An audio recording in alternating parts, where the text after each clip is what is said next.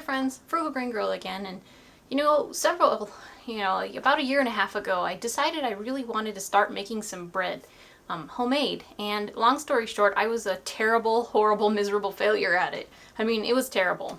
So anyway, we ended up going back to the grocery store bread, and I really wanted to make some homemade breads because there were so many ingredients in the grocery store breads that I was trying to avoid, like corn syrup and all this other stuff.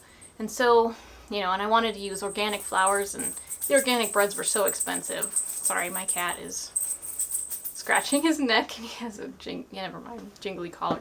Anyway, so I ended up buying a bread machine because I really wanted to make some homemade bread with homemade, some really quality ingredients, but since I was so bad at it, I needed something. And in the end, now that I've been using this thing, basically to make all of the bread that our family uses for almost a year and a half now, probably almost exactly a year and a half now, I've been really happy with it, and it's a really easy way to get the homemade bread without all of the work involved. And this thing has actually helped teach me how to make bread, because the mistakes that I was making, this showed me what those mistakes were, and I was able to, work out the bugs and show me exactly how long you're supposed to knead it and how long it's supposed to rise for, and all those little things that I really didn't know and understand at the time.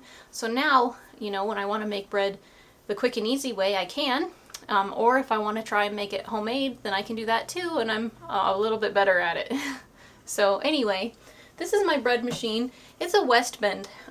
It has a horizontal loaf pan. That means the bread pan is more like a traditional style loaf pan that'll make a more traditional style loaf, a bread loaf. Unlike maybe some of the other bread machines that have like a square bread pan, they make bread that's real tall and square-like. This one will actually make a loaf of bread that's a lot more like what you see at the grocery store. And so I highly recommend this. If you don't have a bread machine and you're in maybe the same position I was in, you want to make it homemade, but maybe you don't have time or whatnot, this thing is a huge time saver.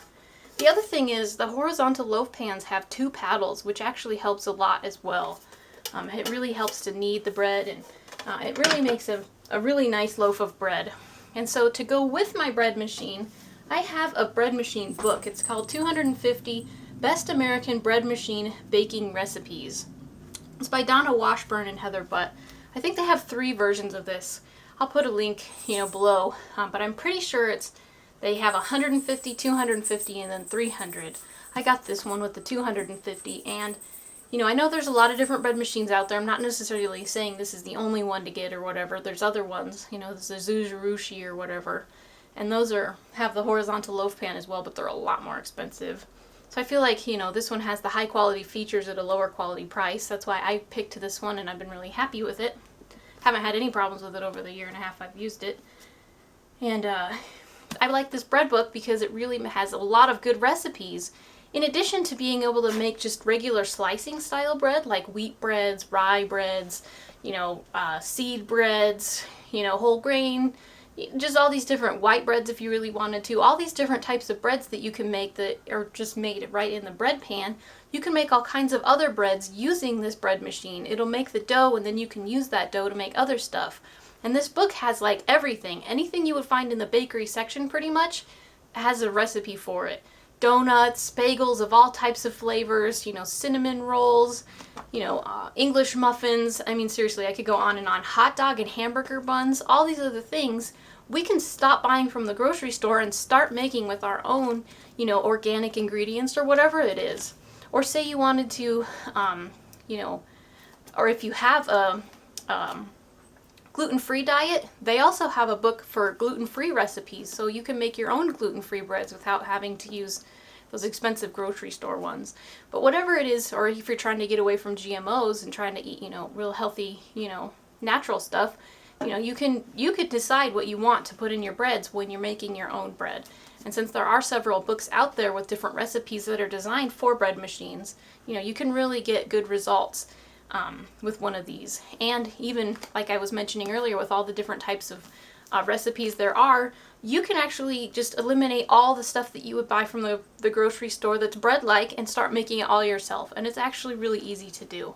So I'm going to go ahead and make a loaf of bread with you right now, and I'm going to intentionally make some mistakes with it so that you can see, you know, what bread is supposed to look like, if it's too moist, if it's too dry, if it's been too much yeast added and stuff like that. I'm going to do these things on purpose so that you can know, you know, what to adjust in the recipe so that you can get the perfect loaf of bread every time. So let's go ahead and make some. It'll be like a regular whole wheat bread or something. Okay, so I did go ahead and choose just a fairly regular wheat bread. I thought that would work best for the demonstration. It does have a little bit of flaxseed in it, but that's okay. For the most part, it's just a wheat, maybe and flaxseed bread. And I've left out some of the water, actually quite a bit of it, and some of the flour to sort of show you, you know, what it would look like if it's too moist and if it's too wet. As far as how the stuff actually goes into the bread machine pan, basically the water goes in first, then like the oil and the other ingredients that are like it. You know, salt, sugar, things like that. All that stuff goes in next, you know, dry milk if you're using it. And then comes the flours, and then last of all comes any seeds or whole grains you're using. Oh, excuse me. Then last comes the yeast. So I guess that's not, the seeds don't come last, the yeast. But anyway, if you're going to be using, say like, you're making a sweet bread or something and it has like cranberries or raisins in it, you're not going to want to add those right now. You're going to want to wait for the bread machine to go ahead and mix it up and knead it, and then on its second knead cycle, halfway through it, that's when you add it. Otherwise, you'll break all the little pieces of fruit up and whatnot. So, you know, follow the recipe on that. If it says to add it at the add signal, most bread machines beep when it's time to add that stuff, and it'll tell you when it actually needs done. So there it is, all measured in there. Choose the correct cycle. I'm going to use a whole wheat cycle. I like to use a low or light setting so it doesn't get too dark. And 2 pounds, and that's it. Get it started.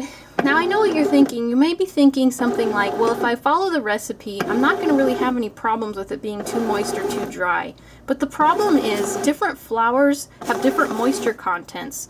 So even if we think, you know, if we follow the recipe, it'll work out, you know, it'll work fine for one recipe, but then a really dry flour, you might need extra water, or a really moist flour that's been kept in an area with a lot of moisture, you know, then you're going to end up having some issues with it there. You know, you maybe need to add more flour for that. So as you see it's not really forming into a ball, it's just kind of making all these small balls, and it kind of sounds, I don't know, it kind of has a sandy sound as it's going around in there. This is definitely way too dry. This would definitely not make a very good loaf of bread.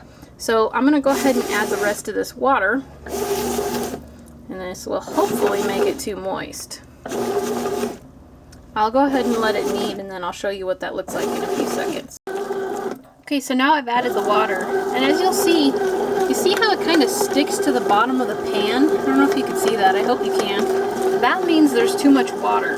This doesn't look like it's way too much water, because it is forming into a ball, but at the same time, it's not supposed to make those little indents to where it's sticking really bad to the sides and the bottom of the pan. So I'm going to go ahead and add the extra flour. I'm going to show you what it's supposed to look like. But I did forget to mention, when you use a bread machine, make sure you use bread machine yeast. This is actually really, really important, because your breads won't turn out unless you use bread machine yeast. So yeah, here, let me add the flour and I'll show you what it's supposed to look like.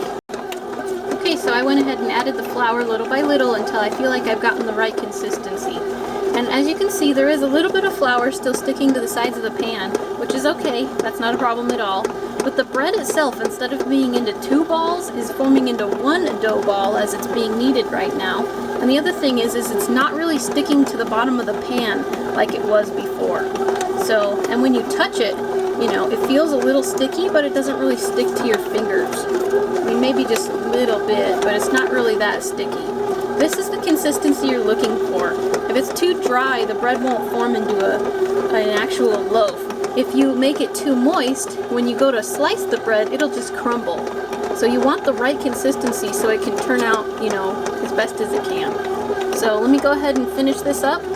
The bread machine is really good in that once I get the thing the way it's supposed to be, I just shut the lid and walk away. It's going to knead it, let it rise, it's going to knead it again, then it'll proof it, that's a second rise, and then it'll bake it right in the same thing. And I don't even have to watch the time or anything. It's so convenient, and it's it really works out for our busy family's lifestyle. So yep, I'll just go ahead and check back with you in about 3 hours and 19 minutes when it finishes. Okay, so here it is all finished, the bread. I tried to add too much yeast on purpose to kind of show you what it looks like when the bread falls, and it really didn't fall that bad this time actually. But basically, instead of having that nice rounded top to it, if the bread sinks kind of in the middle and it's like concave instead of being convex, that means that the too much yeast has been added.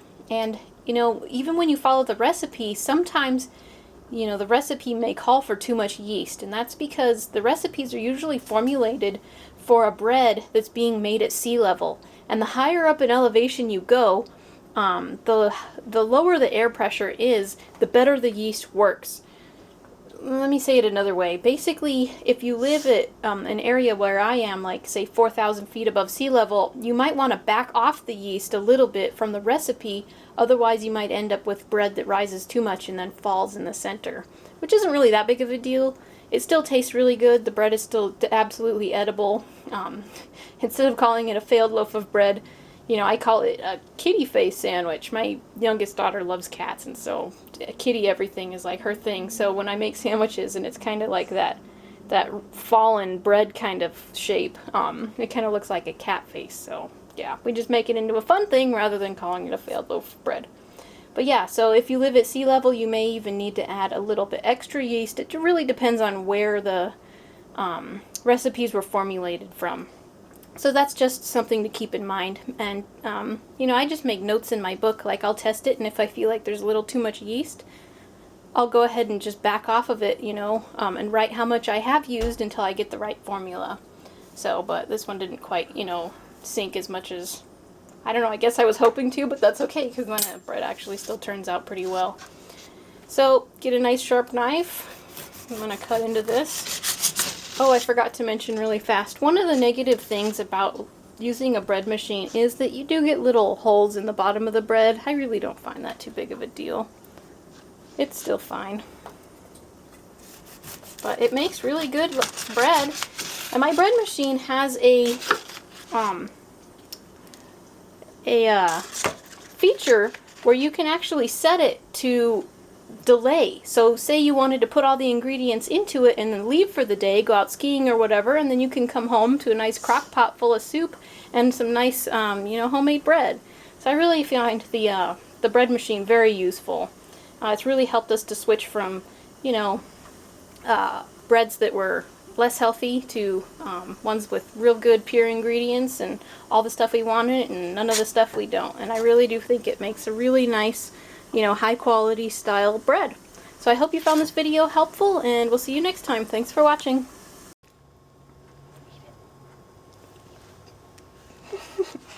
Do you like the bread? Mm-hmm.